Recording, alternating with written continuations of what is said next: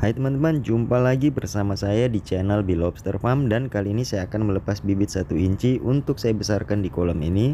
Dan juga saya akan menjelaskan kepada kita dua hal. Yang pertama, bagaimana agar bisa panen bibit setiap bulan, serta bagaimana merawat indukan bertelur agar berhasil.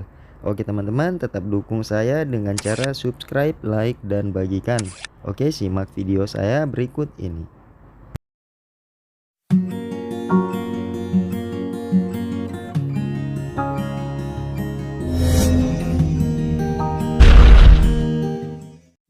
Nah teman-teman, di kolam inilah yang akan saya panen bibitnya. Dulu pernah saya perlihatkan juga kondisi bibit di kolam ini di video saya sebelumnya. Dan kali ini saya akan panen karena saya sudah membutuhkan kolam ini lagi untuk saya gunakan sebagai kolam penetasan indukan. Nah jadi seperti itu teman-teman. Setelah sampai dengan 1 inci saya pelihara di kolam penetasan, saya pindahkan ke kolam pembesaran, dan kolamnya saya gunakan lagi untuk kolam penetasan kembali indukan yang bertelur. Itulah metode yang saya lakukan teman-teman. Oke, nah ini teman-teman, sudah saya ambil cukup banyak dan sehat segar semua, dan ada yang mau molting ini, dan beberapa ekor lagi saya tinggalkan dulu. Oke, langsung saja kita pindahkan dan akan kita hitung.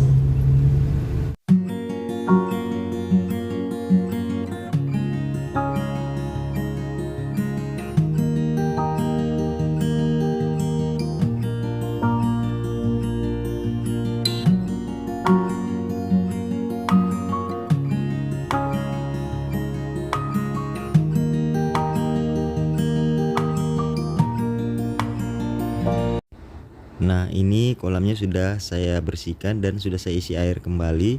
Jadi air yang saya isi di sini teman-teman adalah air dari sini, dari kolam indukan yang akan saya karantina atau indukan yang sedang bertelur.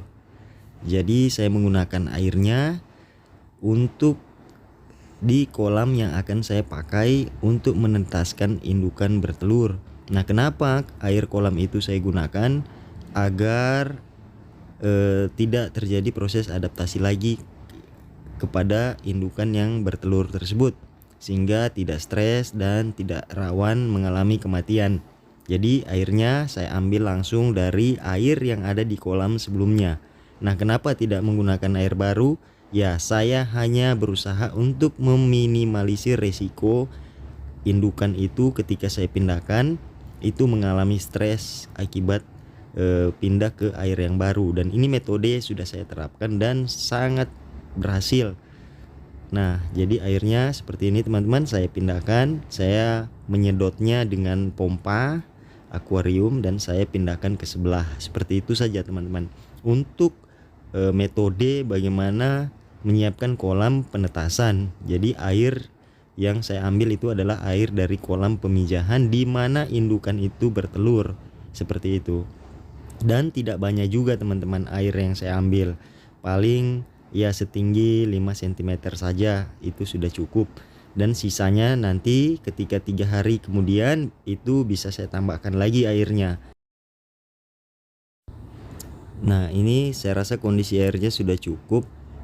Coba kita lihat, kita cek kedalamannya. Nah kira-kira seperti ini teman-teman. Air yang saya ambil dari kolam sebelah itu setinggi ini, dan saya pastikan air yang masuk ke sini sedikit tidaknya adalah bersih karena lumpurnya tidak terikut ke sini teman-teman. Jadi tidak ada kotoran, sisa pakan, murni air bagian atas itu yang saya gunakan. Nah oke, saya akan mengecek indukan yang bertelur dan akan segera saya pindahkan. Jadi inilah metode saya teman-teman. Jadi setelah saya menyiapkan kolam, membersihkan kolam tadi, kemudian menyiapkan air, nah saya lanjutkan lagi dengan mencari indukan.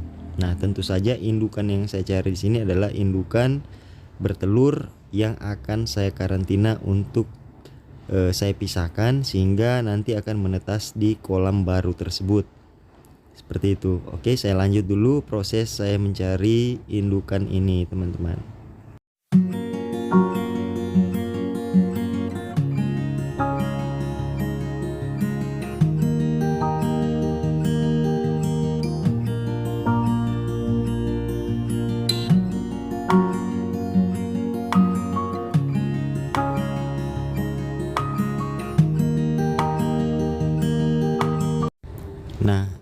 saya dapat teman-teman ada satu bertelur, tapi sepertinya kondisi telurnya masih juga belum tua atau masih baru, mungkin baru sekitar 2 mingguan. Jadi saya biarkan saja di kolam sebelumnya ini. Saya akan memilih indukan yang telurnya sudah hampir turun gendong atau sudah menjadi burayak. Nah, itu yang akan saya ambil teman-teman untuk saya pisahkan. Kalau yang belum atau masih lama, itu tetap akan saya biarkan koloni di kolam pemijahan ini saja. Nah, ini saya mendapatkan satu, saya pisahkan saja dulu teman-teman, agar tidak saya ambil secara berulang-ulang.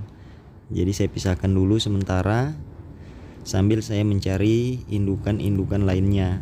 Nah, coba kita lihat. Nah, ini juga ada teman-teman bertelur, dan saya amati ini telurnya juga masih baru.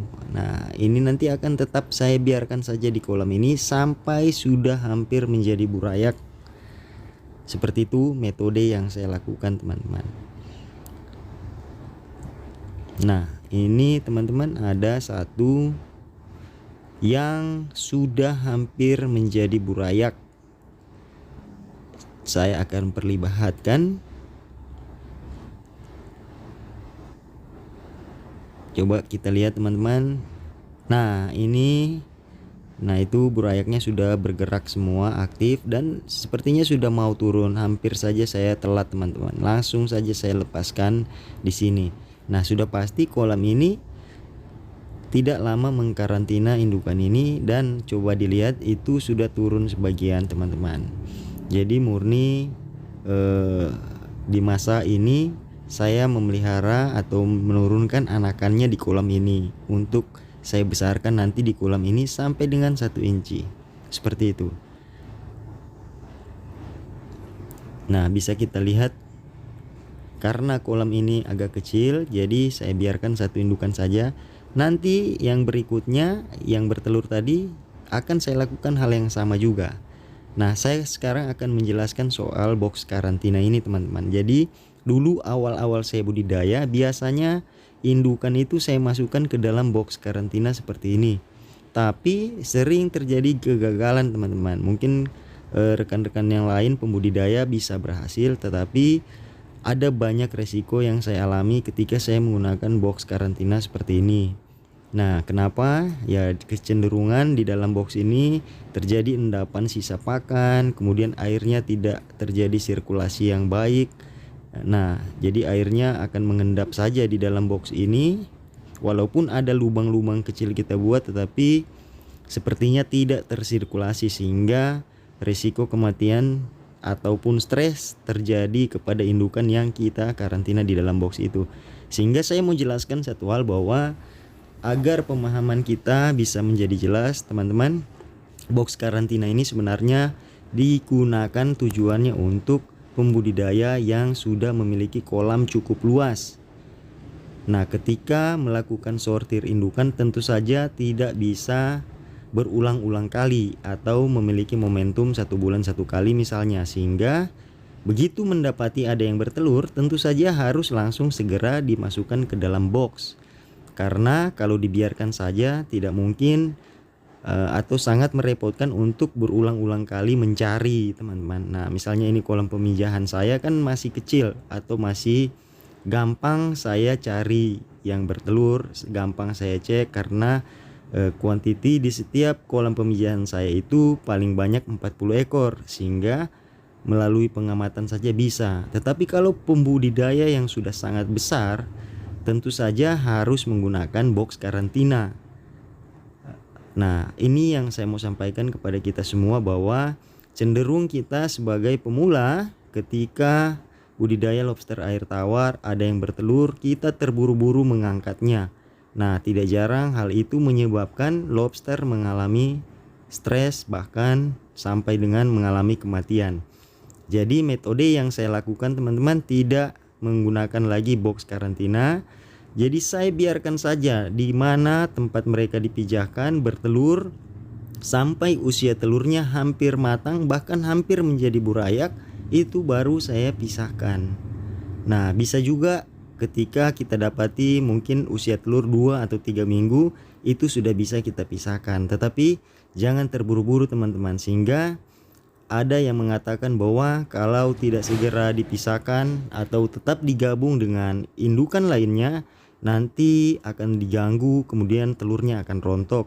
Nah, kenyataannya sebenarnya yang saya alami tidak sampai sejauh itu, karena lobster air tawar memiliki sistem perlindungan diri terhadap indukan-indukan lainnya yang berusaha mengganggu indukan bertelur. Jadi mereka bisa melindungi diri mereka sendiri dengan cara apapun, sehingga mengamankan telur-telurnya yang ada di gendongan indukan tersebut. Nah, seperti itu penjelasan saya teman-teman. Jadi untuk kita atau teman-teman pemula yang memulai budidaya, ketika mendapati indukan bertelur, jangan terlalu terburu-buru, tergesa-gesa untuk dipindahkan, nanti akan gagal teman-teman. Biarkan saja di kolam pemijahan itu. Nanti kalau sudah hampir menetas, barulah pindahkan agar semuanya bisa berhasil. Nah, itu metode yang sudah saya lakukan dan selama ini berhasil. Itu yang saya mau sampaikan yang pertama teman-teman. Nah, kemudian yang kedua teman-teman, mungkin seringkali hampir setiap bulan Anda bisa melihat saya panen indukan bertelur, panen bibit. Nah, itu terjadi secara terus-menerus dan berotasi teman-teman. Nah, apa rahasia hal itu terjadi? Jadi sebenarnya dalam video-video saya tentang budidaya, tentang kolam dan lain sebagainya itu saya sudah menjelaskan semuanya. Tetapi satu hal yang saya mau ingin sampaikan, bahwa sistem saya atau budidaya yang saya lakukan itu sudah berotasi. Artinya setiap bulan saya bisa menghasilkan bibit, dan setiap 3 bulan saya bisa menciptakan indukan teman-teman, indukan baru untuk memproduksi anakan lagi. Nah, kemudian indukan lama itu dikemanakan? Nah, itu tetap saya biarkan saja, saya tetap pijahkan, tetapi jangka waktu bertelurnya itu akan menjadi lebih lama kita menunggu. Nah, mengisi kekosongan menunggu indukan kita yang awal, tentu saja kita harus memiliki indukan baru, entah kita cetak sendiri secara mandiri, tetapi sistem peremajaan indukan itu harus kita lakukan sehingga kita bisa selalu mendapatkan indukan-indukan yang bertelur setiap bulan, dan dengan mendapatkan indukan bertelur setiap bulan tentu saja kita akan mendapatkan bibit setiap bulan. Nah, itu sistem yang saya lakukan teman-teman, sehingga yang saya maksud indukan produktif adalah indukan yang bisa bertelur, dan sistem peremajaan indukan yang kita lakukan dalam sistem budidaya lobster air tawar kita. Oke teman-teman, mungkin ini saja video saya kali ini. Terima kasih atas kebersamaan Anda sampai di penghujung video saya kali ini. Semoga apa yang saya sampaikan kali ini bisa bermanfaat dan bisa menginspirasi kita semua, dan maju terus budidaya lobster air tawar di Indonesia. Sukses untuk kita semua. Sampai jumpa lagi di video saya selanjutnya, dan salam capit.